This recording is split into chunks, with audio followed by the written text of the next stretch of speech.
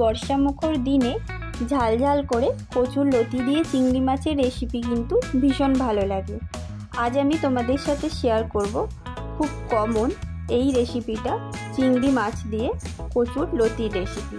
গরম ভাতের সাথে কিন্তু খাবারটা ভীষণ ভালো লাগে। চলো তাহলে দেখে নিই রান্নাটা কিভাবে করতে হবে।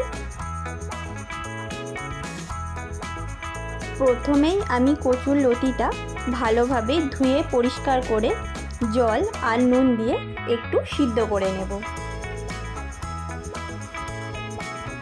50% মতো সিদ্ধ হয়ে গেলে জল থেকে লতিটা তুলে আলাদা করে নেব।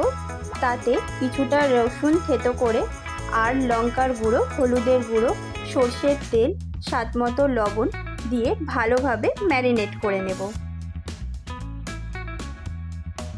গ্যাসে কড়া বসিয়ে 1 চামচ তেল দেব। তেল একটু গরম হলে একটা শুকনো লঙ্কা ফোড়নে দিয়ে দেব। 1 মিনিট মতো নেড়ে নিয়ে দিয়ে দেব 1 কাপ মতো কুচো করে কেটে রাখা পেঁয়াজ। মিনিট 2-3 পেঁয়াজটা নেড়ে পেঁয়াজের কালার একটু চেঞ্জ হলেই দিয়ে দেব 200 গ্রাম মতো ছাড়িয়ে পরিষ্কার করে রাখা চিংড়ি মাছ। আরও 5 মিনিট চিংড়ি মাছটা ভেজে নিয়ে আগের থেকে ম্যারিনেট করে রাখা কচুর লতিটা দিয়ে দেব।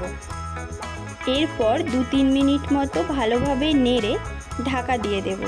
টোটাল রান্নাটা করতে হবে লো টু মিডিয়াম ফ্লেমে, কারণ এক্সট্রা করে আমরা কোনো জল বা তেল অ্যাড করব না।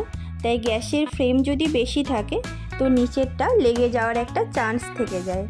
একটু পরে ঢাকা খুলে একবার নেড়ে নিয়ে আবারও ঢাকা দিয়ে দেব। এইভাবে 15 থেকে 20 মিনিট মতো রান্না করলেই তৈরি হয়ে যাবে আমাদের টেস্টি চিংড়ি মাছ দিয়ে কচুর লতির রেসিপি। রান্নাটা তো ভীষণ ইজি, হ্যাঁ, তবে লতিটা ছাড়াতে একটু টাইম লেগে যায়। এরকম দুর্দান্ত স্বাদের একটা খাবার খেতে গেলে এটুকু কষ্ট তো করাই যায়। তোমরাও একদিন বানিয়ে গরম ভাতের সাথে খেয়ে জানিও কেমন লাগলো। থ্যাংক ইউ ভিডিওটি লাস্ট অবধি দেখার জন্য। ভালো লাগলে লাইক কমেন্ট করো, আর চ্যানেলে ফার্স্ট টাইম এসে থাকলে অবশ্যই চ্যানেলটা সাবস্ক্রাইব করে দিও। Thank you.